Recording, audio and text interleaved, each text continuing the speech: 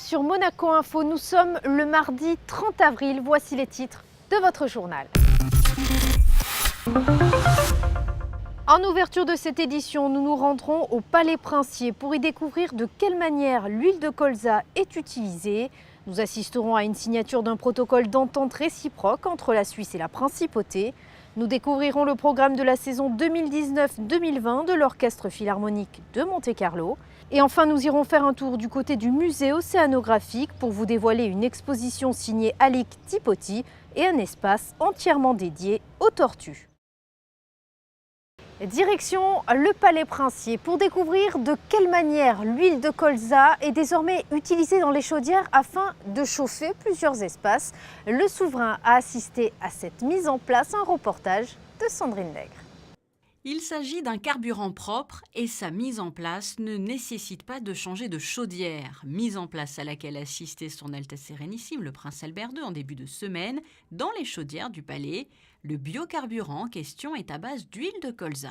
Je suis plus que satisfait. Je pense que c'était une belle opportunité qu'on a pu saisir. J'ai pu saisir ici au palais.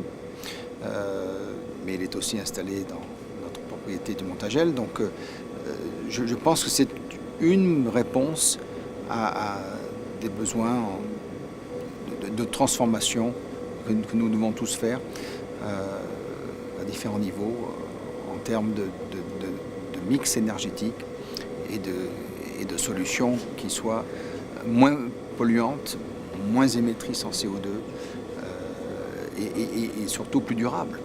Et donc, si on veut aller en principauté vers cette transition énergétique que j'ai appelée de mes voeux il y a plus d'1 an maintenant, eh bien, il nous faut penser à ces solutions-là.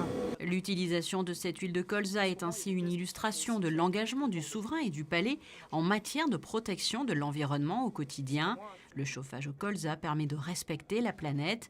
Ce biocombustible est appelé baissant. Je précise juste qu'il n'y a pas d'huile de palme à l'intérieur, c'est très important. Ce carburant est un carburant qui a les mêmes qualités que le fioul domestique ou le gasoil. C'est exactement le même carburant que vous avez dans vos voitures gasoil depuis maintenant 20 ans, qui est mélangé à votre gasoil, car l'Europe impose l'intégration de 5 à 7% de ce carburant dans vos véhicules. Et dans les bus de Monaco également, sous la marque Diester, à hauteur de 30%. Sauf que là, il est utilisé sans aucun mélange avec un carburant fossile. Il est pur végétal. Nous, on intervient sur la partie technique en fin de compte pour la mise en service du brûleur et de manière à, comme on fait un passage, si vous voulez, d'un fuel qui est lourd ou qui est basique à un biocarburant. Donc, si vous voulez, on intervient, on fait nettoyer les cuves donc, au travers de M. Romano. Et ensuite, on est là pour filtrer toutes les particules qui étaient là auparavant et nettoyer et faire démarrer les brûleurs, venir enrichir en air, puisqu'on a besoin de changer un petit peu au niveau des réglages de l'air. Donc, on vient enrichir ou appauvrir en fonction d'eux, changer les gicleurs, changer les filtres, etc. Cette installation fait du Palais Princier un précurseur en la matière. L'idée est de montrer par cet exemple vertueux qu'il est possible de se chauffer à partir d'un carburant renouvelable. Objectif avoué que cette idée soit reprise au sein d'autres bâtiments. La signature d'un protocole d'entente réciproque entre la Suisse et Monaco en matière de supervision bancaire vient d'avoir lieu au ministère d'État. Le but étant de mieux coopérer contre le blanchiment de capitaux et le financement du terrorisme. Un reportage de Fabien Bonilla. Le FINMA et le SICFIN viennent de signer un protocole d'entente réciproque. On oublie ces acronymes et plus clairement, les représentants de l'autorité fédérale suisse de surveillance des marchés financiers et le service d'information et de contrôle sur les circuits financiers de la Principauté se sont mis d'accord après plusieurs mois de travail pour signer un protocole d'entente réciproque en présence de Jean Castellini, le ministre des Finances et de l'Économie. Ce protocole est destiné à leur permettre de coopérer dans l'exécution de leurs missions respectives qui est de lutter contre le blanchiment de capitaux et le financement du terrorisme. Aujourd'hui, très concrètement, il donne la possibilité aux agents du SICFIN comme à ceux de la FINMA, s'ils le souhaitent, de se rendre dans le pays, bien évidemment la Suisse pour les agents monégasques et Monaco pour les agents suisses, à chaque fois accompagnés de leurs homologues pour procéder à des enquêtes sur le terrain et ainsi accroître encore la coopération, mais surtout l'efficacité des dispositifs en matière de lutte contre le blanchiment de capitaux et le financement du terrorisme. Un échange transfrontalier d'informations en matière de supervision bancaire, la possibilité pour les agents de ces deux entités de réaliser des contrôles sur place des filiales ou succursales implantées dans l'autre pays lorsqu'une société mère est établie en Suisse ou à Monaco. Cette signature renforce la coopération déjà existante entre la Suisse et la Principauté, le SICFIN ayant, il y a presque 20 ans, signé un accord de coopération avec son homologue, le Bureau suisse de communication en matière de blanchiment d'argent. La saison de l'Orchestre Philharmonique de Monte-Carlo a dévoilé son programme 2019-2020. Le thème proposé cette fois-ci, être humain. José Sacré vous en dit plus.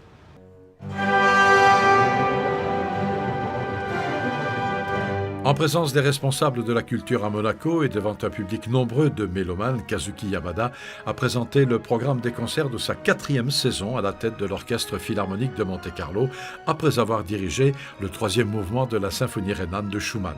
Pour cette saison 2019-2020, le directeur artistique et musical de la formation monégasque a souhaité explorer le thème universel de l'être humain à travers plus de 40 concerts.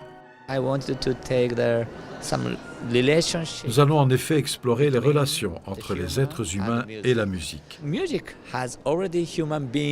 La musique est fondamentalement connectée à cette thématique. Nous voulons montrer que la musique aborde tout ce qui constitue la nature humaine. Après le violoniste Maxime Vengerhoff la saison dernière, c'est la rayonnante et toujours surprenante contralto québécoise Marie-Nicole Lemieux qui sera en 2019-2020 l'artiste en résidence avec l'orchestre. Je me réjouis vraiment de faire mes débuts enfin dans cette magnifique ville avec vous. Je ne pouvais pas demander mieux. Alors, ça implique que je vais venir faire pas une, pas deux, mais 3 prestations, dont 2 avec l'Orchestre de Monte-Carlo et un récital au Palais Garnier. Outre les désormais traditionnels et très suivis happy hour musicaux, les concerts spirituels, les concerts jeunes publics, l'Orchestre Philharmonique de Monte-Carlo proposera un ciné-concert exceptionnel avec Fantasia de Disney, un gala de l'Association des Amis de l'Orchestre et un concert en hommage à la Princesse Grace.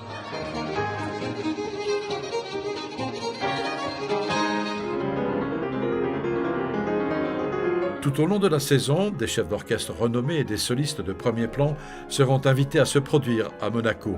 Nikolai Luganski, Frank-Peter Zimmermann, Ivo Pogorelic, Nathalie Dessay, Véronique Jans, Andrea Steyer, Hélène Grimaud, Gauthier Capuçon pour ne citer qu'eux. Par ailleurs, l'Orchestre Philharmonique de Monte-Carlo célébrera brillamment le 250e anniversaire de la naissance de Beethoven avec notamment un week-end de symphonie ouverture et les 5 concertos pour piano interprétés par Christian Zimmermann et dirigés par Kazuki Yamada. Ouvrons une page consacrée au musée océanographique. Avant de découvrir votre focus info sur les tortues, vous allez voir combien elles sont source d'inspiration pour cet artiste venu du détroit de Torres en Australie, Alec Tipoti. Les explications de Sandrine Nègre. Souvenez-vous, en 2016, le musée océanographique proposait l'exposition Tabanaba afin de faire découvrir l'art des peuples d'Océanie extrêmement liés à la mer. Parmi les artistes, Alix Tipoti, qui est de nouveau cette semaine en Principauté, l'occasion pour lui de rencontrer ses élèves de l'école des Rêvoirs.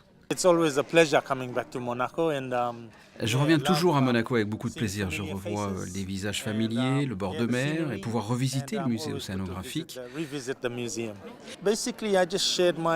Avec les enfants, nous avons pu échanger de manière assez simple autour de mes méthodes de travail. Il s'agit de linogravure, donc. Il y a eu aussi de la peinture. Je crois qu'ils ont apprécié. Mon art permet de raconter des histoires anciennes, ancestrales sur ma culture, une culture insulaire, et ce pour éduquer les nouvelles générations à la vie des îles et de la mer. Et la présence de l'artiste était liée à cette exposition qui permet notamment de montrer les liens qui l'unissent au prince Albert II. Le souverain s'est d'ailleurs rendu sur l'île de Badou en 2018 avec les explorations de Monaco. Oui, il est venu nous rendre visite et je lui en suis vraiment très reconnaissant. C'était bien car ma communauté et moi-même avons pu partager des moments avec lui. Et cela a été très apprécié.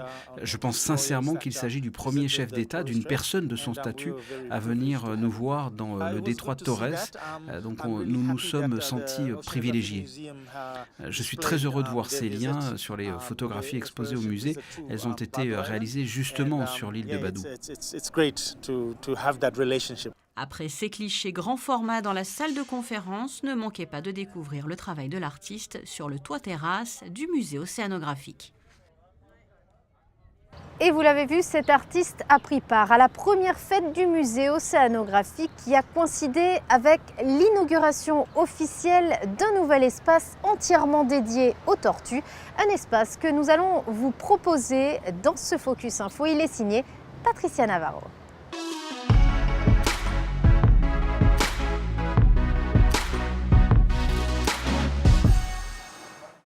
Le lieu surplombe la mer le long des jardins Saint-Martin. Ce bassin, dont l'eau émeraude rappelle celle des belles criques méditerranéennes, est destiné à accueillir des tortues marines qui nécessiteraient des soins. Sa construction a demandé 4 ans de travaux, mais avant de découvrir le site, petit retour en arrière sur la genèse du projet. L'Institut océanographique aime bien prendre les cas particuliers de certaines espèces emblématiques, les requins, les cétacés, les méduses et cette année les tortues, pour, à travers cette espèce, mieux comprendre les océans, mieux comprendre les menaces qui pèsent sur les océans et sur les espèces qui habitent les océans et mieux adapter les mesures pour protéger, pour essayer d'avoir des océans en meilleure santé. Alors ça, c'est la façon, je dirais, sérieuse. L'anecdote, c'est que nous sommes quelquefois sollicités, et il y a 5 ans, nous avons été sollicités pour recueillir une toute petite tortue qui progressivement s'est appelée Rana, que nous avons élevée jusqu'à ce que ce soit une belle tortue de 5 ans et de 20 kilos, et que nous avons relâchée l'été dernier en la suivant jusqu'en Espagne. C'est donc ainsi qu'est née l'idée de créer cet espace accessible depuis l'aquarium et couvrant 550 mètres carrés, répartis en infrastructures intérieures et en une belle terrasse sur laquelle a été installé le bassin avec vue imprenable. On peut dire qu'environ 550 mètres carrés sont destinés au centre de soins, avec plusieurs bassins. Un bassin extérieur dont vous avez déjà pu admirer la beauté, qui représente environ 160 mètres cubes d'eau de mer, qui est un bassin de réhabilitation. C'est le bassin dans lequel les tortues sont mises en place lorsqu'elles sont en phase finale, prêtes à repartir à la mer lorsqu'elles peuvent repartir à la mer. Et le centre de soins qui, lui, n'est pas visitable du public, puisque c'est un espace privé qui comporte 5 bassins intérieurs qui sont destinés aux soins. Les particularités du grand bassin extérieur, c'est également d'avoir un magnifique vitrage, qui est un vitrage en polymétacrylate du PMMA, qui vient du Japon, qui a été fait par l'entreprise Nippura, qui est un vitrage de 10 mètres de long, qui fait à peu près 21-22 cm d'épaisseur en moyenne, et qui a été mis en place de manière difficile, mais grâce à la technicité de l'ensemble des entreprises, ça a pu être fait merveilleusement bien. À proximité de ce bassin se situe le centre de soins à proprement parler. Les visiteurs peuvent y découvrir comment sont nourris les pensionnaires du musée et plus spécifiquement les tortues. Les tortues ne mangent pas tous les jours la même chose. Aujourd'hui, par exemple, j'ai préparé des filets, des petits épinards coupés très fins. Pour les poissons, parce qu'il y a aussi des poissons dans les bacs, de krill, un petit peu de hachis de moule, et aussi des artémias. Il y a aussi des petits poissons, des atérines, que les tortues, ils aiment bien. Mais normalement, ils mangent, aujourd'hui c'est vraiment le petit nourrissage, normalement ils mangent beaucoup plus de filets et de calamars. Plus ou moins 1,5 kg de filets et 1,5 kg de calamars. Combien de fois par semaine les nourrissez-vous ? Alors, on les nourrit bien 2 fois par semaine. Et après, les autres jours, vraiment, quelquefois des filets pour les stimuler un petit peu. Aussi, il y a des médicaments, des vitamines à donner. Et surtout pour les autres poissons, il y a pas mal de poissons dans les bacs. En sous-sol, en revanche, le centre n'est pas visitable par le public. C'est ici que sont opérés les soins. Plusieurs bacs pourront accueillir d'éventuelles tortues blessées, mais pas seulement. En fait, le centre de soins des espèces marines est destiné à recevoir des animaux en difficulté. Alors évidemment, essentiellement des tortues marines, mais pas uniquement. Il peut être apte à accueillir toutes sortes d'animaux qui tiennent dans les bassins, évidemment. Le but, c'est vraiment d'avoir un outil qui soit adapté pour soigner des animaux. Donc on a plusieurs bassins dont on peut régler la température, on peut régler la qualité de l'eau et qui sont évidemment complètement indépendants du bassin extérieur pour ne pas contaminer les animaux qui sont dans le bassin dehors. Dans l'attente de l'arrivée de nouveaux pensionnaires, le bassin extérieur compte déjà 2 résidentes, des tortues kawan baptisées Avril et Samy. Elles sont nées en captivité et à ce titre ne sont pas armées pour être relâchées en mer. Et pour accompagner l'ouverture de ce nouvel espace, le musée océanographique propose également une exposition à destination du grand public pour permettre aux visiteurs de mieux connaître les tortues et surtout les périls auxquels elles doivent faire face lors de leur odyssée à travers les mers et océans du monde. Les tortues vont rencontrer tous les dangers que l'homme fait peser sur les océans. En premier lieu, la pêche. Les tortues ne sont pas pêchées ou plus pêchées, en tout cas la pêche est interdite. Par contre, il y a des pêches accessoires, mais aussi, et c'est le plus important, les pollutions plastiques, avec la présence de nombreux déchets, des sacs en plastique que les tortues prennent souvent pour des méduses ou des seiches, avalent. Ces sacs en plastique restent coincés dans leur système digestif et progressivement provoquent le décès de la tortue. Autre initiative destinée à alerter le public sur les dangers qui menacent les tortues. Tout récemment, le musée océanographique a également réuni en ses murs les usagers de la mer, privés ou publics, pour les sensibiliser au sort de ces animaux marins aujourd'hui menacés. Et le coach de la Roca Team, Sasa Obradovic, a délaissé les parquets quelques instants pour se rendre au centre hospitalier Princesse Grace afin de donner son sang. Nous l'écoutons à ce sujet. Yeah, it's of course for everybody important knowing that you help someone in this moment, that you help community, and motivating people to come and to donate. I think everybody should do it, to have, people who has certain difficulties. Actually, I never had time because of stressful life, I have, it's all these years, a lot of travels, a lot of, games, preparations, okay, I catch the time, and of course I'm going to do again. Vous venez de découvrir l'essentiel de l'actualité monégasque. Place à la météo.